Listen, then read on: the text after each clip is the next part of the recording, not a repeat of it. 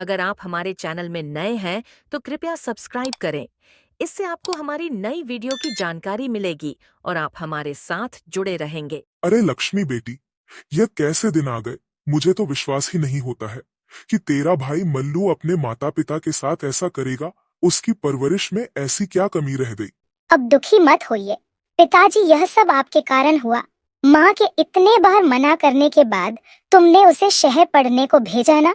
वो शहर जाता ना, वो डकैत बनता। नहीं लक्ष्मी बेटी नहीं, मैंने तो उसे शहर पढ़ने भेजा था। मैंने सोचा कि वो पढ़ लिख कर एक बड़ा अफसर बनेगा। वो को लोगों के घरों में डाके डालने लगा।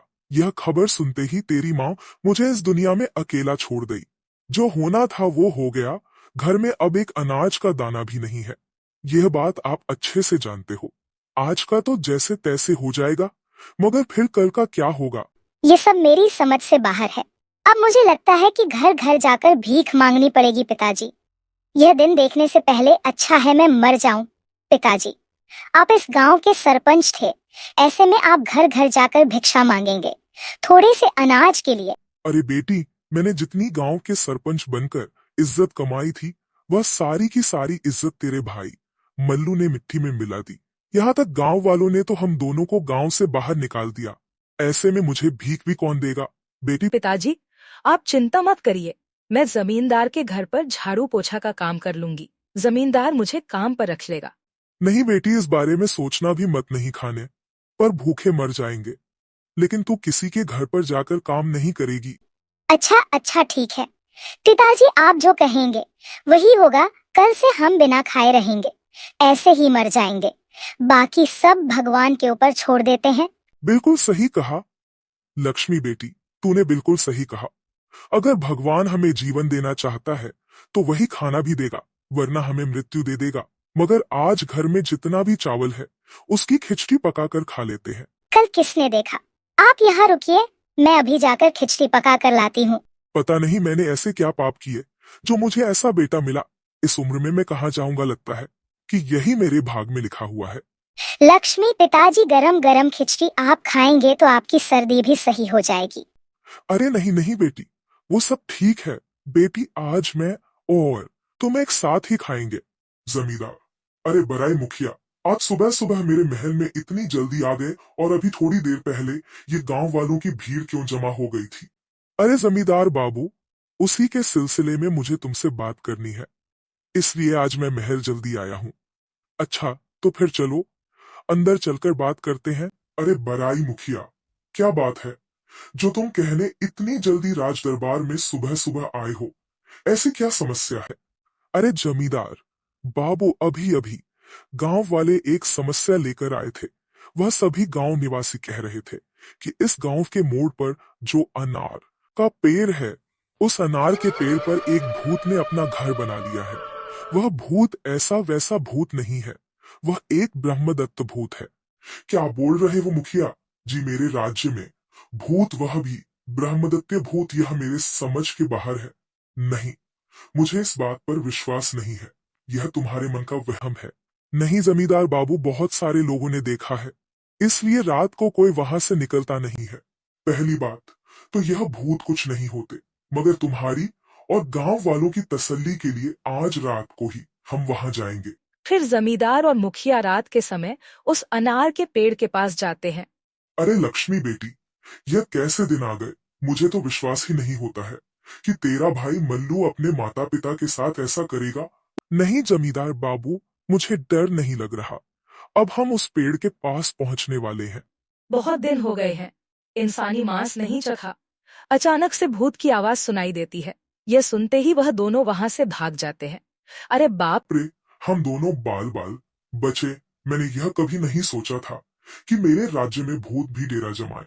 बराई मुखिया जी, हमें जल्दी से जल्दी भूत का कुछ ना कुछ तो करना ही होगा, वरना ये भूत तो गांव निवासियों को हानि पहुंचा सकते हैं। अरे जमींदार बाबू, बाहर एक ब्राह्मण भिक्षा मांगने के लिए आया है, तुम उस ब्राह्मण को अंदर बुलाओ। ठीक है। अरे लक्ष्मी बेटी, आज एक और आधा दिन हो गया है बगैर खाए। अगर आज कोई अपन दोनों की खबर लेता तो उसे बिल्कुल पता चल जाता कि यह दोनों भूखे हैं। पिताजी, मुझे तो नहीं लग रहा कि कोई हमारी खबर लेने यहाँ तक आएगा। अरे बेटी, हमें यहाँ देखने कौन आएगा? अगर इन गांव वालों के दिल में जरा सी भी दया होती तो हमें गांव से बाहर नहीं निकालते। जमींदार, अरे मक्सी ब्राह्मण, तुम्हारे जैसे पंडित होने के बाद भी हमारे गांव में भूत ने डेरा जमा रखा है। तुम कैसे पंडित तो जमींदार की बात सुनकर बाबा कहते हैं, अरे जमींदार बाबू, भूत भगाने के तो अनेक उपाय हैं, मगर कोई है जो उन उपायों को कर सकता है। यह लाल कपड़ा अगर कोई अनार के पेड़ से बांध देता है तो भूत वहां से भाग जाएंगे। कौन है वह जो अपनी जान पर खेलकर अनार के पेड़ पर यह लाल कपड़ा बांध सकता है? इस बारे में हम कुछ नहीं जानते। हमारे राज्य में कोई ना कोई तो ऐसा होगा जो अधिक तंगी और गरीबी से परेशान होगा, वह इस काम के लिए तैयार हो सकता है। हम उसे 10 बीघा जमीन और कुछ सोने की मोहरें देंगे। यह खबर पूरे गांव में फैला दो। सुनो सुनो, हमारे जमींदार बाबू भानु प्रताप जी ने घोषणा की है, जो कोई भी व्यक्ति रात के 3 बजे गांव के मोड़ पर अनार के पेड़ पर एक लाल कपड़ा बांधना है, जो कोई भी इस काम को करेगा उसे जमींदार बाबू 10 बीघा जमीन और कुछ सोने की मोहरें देंगे। लक्ष्मी, अरे पिताजी, ये आवाज किसकी है? कौन इतने जोर से चिल्ला रहा है और आप कहाँ चल दिए? सुना नहीं क्या बेटी? पेड़ पर एक लाल कपड़ा बांधने पर 10 बीघा जमीन और कुछ सोने की मोहरें मिलेगी। लक्ष्मी, आपका भूखे रह रहकर आपका दिमाग खराब हो गया है। वह अनार के पेड़ पर भूत रहता है, वहां गए तो आप मर जाओगे। मुझे नहीं पता, मैं तुम्हें वहां नहीं जाने दूंगी। अरे बेटी, मैं अगर यहाँ बैठा रहा तो भूख से मर जाऊंगा। इससे अच्छा है कि मैं एक बार अपने भाग्य को जांचता हूँ। भगवान दया करो, प्रभु दया करो। फिर हरिया बाबा राजा के दरबार की ओर चल देते हैं। जमींदार, मैं वो पेड़ पर लाल कपड़ा बांधने के लिए तैयार हूँ। ठीक है, यह लो कपड़ा, मगर संभाल कर बांधना। अगर जिंदा बचे तो 10 बीघा जमीन और सोने की मोहरें तुम्हारा इंतजार कर रही होगी। वो लाल कपड़ा लेकर रात के 3 बजे वह अनार के पेड़ के पास जाने लगते हैं।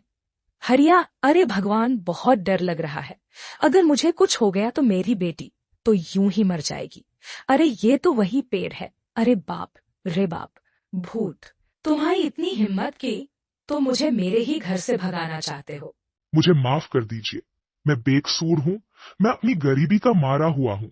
मेरे घर में अन्न का एक दाना तक नहीं है। जमींदार ने कहा, अगर कोई व्यक्ति इस पेड़ पर लाल कपड़ा बांध देता है तो उसे 10 बीघा जमीन और कुछ सोने की मोहरें दी जाएगी। अरे कुछ पैसों के लालच में तुम्हें अपनी जान की परवाह नहीं है। घर में मेरी बेटी भूख के मारे जूझ रही है। मुझे अपनी जान की कोई परवाह नहीं है। मैं उसे कह कर आया हूँ कि मुझे घर पर भूखे वैसे भी मरना है और अगर घमदत्त भूत के हाथों से भी मरना है।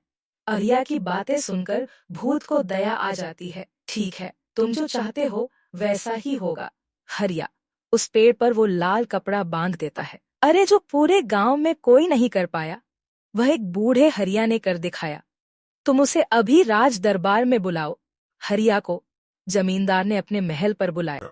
यह लो तुम्हारा पुरस्कार, 10 बीघा जमीन और सोने की मोहर। हमने 10 बीघा जमीन तुम्हारे नाम कर दी है। अब तुम जाकर उस खेत पर खेती कर सकते हो। आपका बहुत बहुत शुक्रिया। जमींदार हरिया खुशी खुशी अपने घर की ओर जाता है। और भी ऐसी कहानियाँ देखने के लिए हमारे चैनल को सब्सक्राइब कर ले, ताकि न्यू कहानियाँ आप तक जल्दी पहुँचे।